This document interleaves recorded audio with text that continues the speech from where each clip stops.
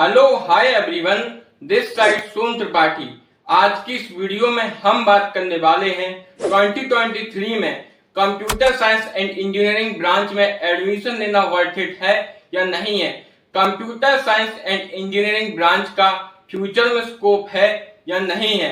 धीरे धीरे जो न्यू टेक्नोलॉजी मार्केट में इंट्रोड्यूस हो रही हैं, आर्टिफिशियल इंटेलिजेंस, मशीन लर्निंग, तो मैं 2023 में मार्केट में चैट जीपीटी जैसे एआई टूल देखने को मिल जाते हैं।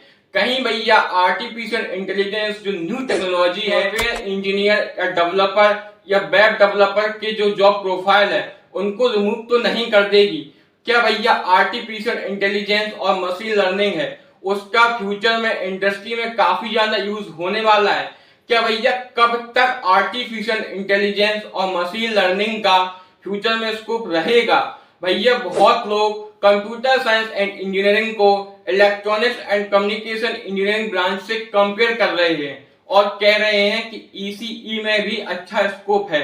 कुछ हम तुम्हें गवर्नमेंट के फैक्ट और इंटरनेशनल रिलेशन को समझाएंगे जिसके बेसिस पे तुम जज कर सकते हो कि इंडिया में जो electronics and communication engineering branch है उसका फ्यूचर में स्कोप है या नहीं है भैया। अब बात करें computer science and engineering branch में पढ़कर ही मेरा प्लेसमेंट लगेगा भैया, मैं मैकेनिकल, सिविल, इलेक्ट्रिकल, केमिकल ऐसी ब्रांचेस से मैं एडमिशन लेके क्या मैं टेक जॉब कर सकता हूं या नहीं कर सकता हूं क्या भैया। बच्चे इतने क्यों पागल हैं computer science and engineering branch को लेकर के। धीरे धीरे सब कुछ कवर करने वाले हैं इस वीडियो में। ऐसी वीडियो को क्रिएट करने के पीछे काफी सारी मेहनत और रिसर्च लगती है। अलग अलग सोर्सेज से डाटा को कलेक्ट करना होता है और उस डाटा को सिक्वेंशियल फॉर्म में अरेंज करके तुम तक पहुंचाना होता है ताकि तुम्हें एक अच्छी वीडियो, अच्छी इंफॉर्मेशन, अच्छी कैरियर गाइडेंस मिल सके। अगर बात करें सबसे पहले बच्चे computer science and engineering branch के पीछे इतने पागल क्यों हैं, तुम्हें बेसिकली 4 से 5 रीजन देखने को मिल जाएंगे जिनकी वजह से बच्चे computer science and engineering branch के पीछे इतने पागल। सबसे बात करें स्कोप की, computer science and engineering branch का स्कोप मोर देन 50 इयर्स तक रहने वाला है। 20 साल पहले भी चॉइस फिलिंग में सबसे पहले computer science and engineering branch को ही रखा जाता था और अब तो धीरे धीरे मार्केट में न्यू टेक्नोलॉजी इंट्रोड्यूस हो रही है कंप्यूटर साइंस से रिलेटेड। आर्टिफिशियल इंटेलिजेंस हो गया, मशीन लर्निंग हो गया, डाटा साइंस हो गया, इंटरनेट ऑफ थिंग्स हो गया और साइबर सिक्योरिटी जैसी न्यू टेक्नोलॉजी या न्यू ब्रांच प्राइवेट और गवर्नमेंट कॉलेज में ऐड हो रही है भैया। एक नई ब्रांच भी ऐड हुई है मैथमेटिक्स एंड कंप्यूटिंग। तो मैथमेटिक्स एंड कंप्यूटिंग और डाटा साइंस, इनमें सारा मैथमेटिक्स और नंबर्स का गेम होता है क्योंकि कंप्यूटर और साइंस की नॉलेज तो बहुत सारे स्टूडेंट गेन कर लेते हैं, लेकिन जो मैथमेटिक्स का कॉम्बिनेशन है कंप्यूटर साइंस के साथ वो हर कोई उसे फुलफिल नहीं कर पाता है। अब बात करें सबसे पहले नंबर 2 की। अब बात करें ऐसा नंबर 2 कौन सा रीजन है जिनकी वजह से स्टूडेंट कंप्यूटर साइंस ब्रांच की तरफ ज्यादा जा रहे हैं या पागल है, वो है तुम्हारा सैलरी पैकेज।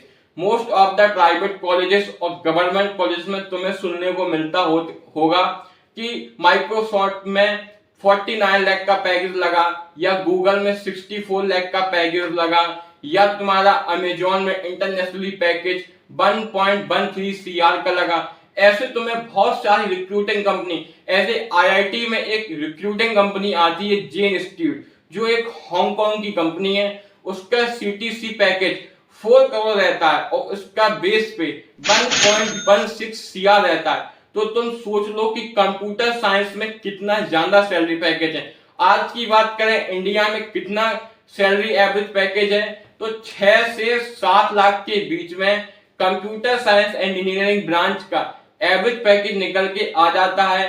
चाहे वो टीयर 1 या टीयर 2 या टीयर 3 कॉलेज को सबको मिला जुला के 6 से 7 लाख के बीच में इंडिया में computer science and engineering branch का एवरेज पैकेज देखने को मिल जाता है। वहीं पे बात करें नंबर 3 जॉब प्रोफाइल की।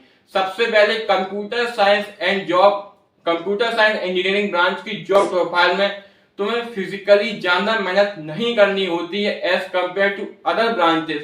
अगर तुम इजिली एक रूम में बैठ के एक लैपटॉप रख लिया, अपने आप बढ़िया कोडिंग कर रहे, या प्रोग्रामिंग कर रहे, अब वेब डेवलपमेंट कर रहे, तो तुम्हें इसके लिए ज्यादा मेहनत नहीं करनी होगी। और सबसे पहली बार इसमें तुम्हें छुट्टियां भी मिल जाएंगी और वर्क फ्रॉम होम जैसी फैसिलिटी भी मिल जाएगी। कहीं तुम्हें अपने विलेज जाना हो या किसी फैमिली फंक्शन को अटेंड करना हो, तब भी तुम अपनी जॉब से ले सकते हो छुट्टी कुछ टाइम के लिए, पर तुम अपनी जॉब को अपने होम या विलेज से ही कैरी कर सकते हो। बात करें नंबर 4 की, नंबर 4 पे तुम्हें ज्यादा मेहनत नहीं करनी होगी, तुम्हें किसी भी फिजिकली फील्ड या किसी भी वहां पे जाके मेहनत नहीं करनी होगी। बेसिकली तुम्हें computer science and engineering branch में ना ही कोई ज्यादा मेहनत करनी है और तुम आराम से अपनी जॉब को कंप्लीट कर सकते हो। बात करें नंबर 4 की, डू इट योरसेल्फ। तुम computer science and engineering branch की जो सब्जेक्ट है उनकी नॉलेज को और उनकी स्टडी को अपने घर से कर सकते हो और खुद से कर सकते हो। तुम्हें ना ही किसी लैब में भागने की जरूरत है, जो कि इलेक्ट्रिकल, सिविल, मैकेनिकल वाले बच्चों को इस चीज की दिक्कत होती है। और अगर तुम्हारा कॉलेज अच्छा है, 75% अटेंडेंस क्राइटेरिया नहीं है, तो तुम एक साइड हसल भी कर सकते हो साथ साथ। वहीं पे बात करें नंबर 4 की, entrepreneurship. Computer science and engineering branch में तुम एंटरप्रेन्योरशिप भी कर सकते हो। बेसिकली तुम प्रोग्राम को बिल्ड करोगे और उस प्रोग्राम को सेल भी कर सकते हो। फ्यूचर में अगर तुमने किसी भी एक प्रोडक्ट को बनाया, जो प्रोडक्ट फिजिकली अवेलेबल है, अब तुम्हें टेक्नोलॉजी चाहिए ताकि तुम उसे ऑनलाइन ले जाओ या किसी कंपनी की साइट जाकर के उसको बेच दो, तो तुम्हें सबसे पहले टेक्नोलॉजी चाहिए। तो तुम टेक्नोलॉजी पे खर्चा ना करके खुद से टेक्नोलॉजी बिल्ड कर रहे होगे अपने स्टार्टअप के लिए, तो तुम अच्छे से अपना स्टार्टअप भी कर पाओगे, क्योंकि तुम खुद से टेक्नोलॉजी बिल्ड कर रहे होगे। तुम अपनी वेबसाइट डिजाइन कर रहे होगे, ऐप डिजाइन कर रहे होगे, या अपनी तुम डिजिटल मार्केटिंग या इंस्टाग्राम, फेसबुक, इन पे तुम गूगल एड्स भी रन करवा सकते हो, यूट्यूब पे। नंबर 6 पे तुम्हें computer science and engineering branch में कोई भी दिक्कत नहीं है, क्योंकि फ्यूचर में बहुत ज्यादा स्कोप है। और यहाँ पे सबसे बड़ी बात है, इंजीनियरिंग के जो प्लेसमेंट है वो इंडस्ट्री से चलते हैं, और इस टाइम इंडस्ट्री टेक की डिमांड कर रहा है और टेक के बच्चों की कमी है। यहाँ पे सप्लाई कम है, डिमांड ज्यादा है, इसलिए तुम्हें मैकेनिकल, सिविल, इलेक्ट्रिकल, केमिकल जैसी ब्रांचेस के स्टूडेंट भी तुम्हें टेक की जॉब करते नजर आएंगे। अगर फ्यूचर में बात करें, सिविल मैकेनिकल वाले बच्चों को most of the company ban लगा देंगी अपने प्लेसमेंट सेशन में, क्योंकि most of the student computer science and engineering branch के पीछे पागल है। और इवन प्राइवेट कॉलेजेस में भी हाई फीसेस को पे करके student computer science and engineering branch में एडमिशन ले रहे हैं। तो मोस्ट ऑफ द जो ग्रेजुएट हैं वो तुम्हें कंप्यूटर साइंस के ही देखने को मिल जाएंगे। तो डिमांड भी ज्यादा होगी, तो सप्लाई उसी को लेकर के होगी।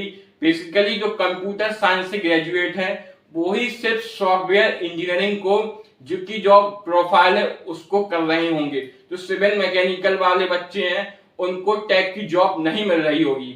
अब बात करें इलेक्ट्रॉनिक्स एंड कम्युनिकेशन ब्रांच की, इसका क्या फ्यूचर में स्कोप है। इलेक्ट्रॉनिक्स एंड कम्युनिकेशन जो ब्रांच है, इस ब्रांच को एवरग्रीन ब्रांच कहा जाता है। ऐसा क्योंकि जो 50% सिलेबस है वो computer science and engineering branch से मिलता जुलता है, और इसमें तुम्हारा जो ऑपरेटिंग सिस्टम हो, नेटवर्किंग हो, तो वो तुम्हें कंप्यूटर साइंस में भी पढ़ाई जाती है और इलेक्ट्रॉनिक्स एंड कम्युनिकेशन में भी पढ़ाई जाती है।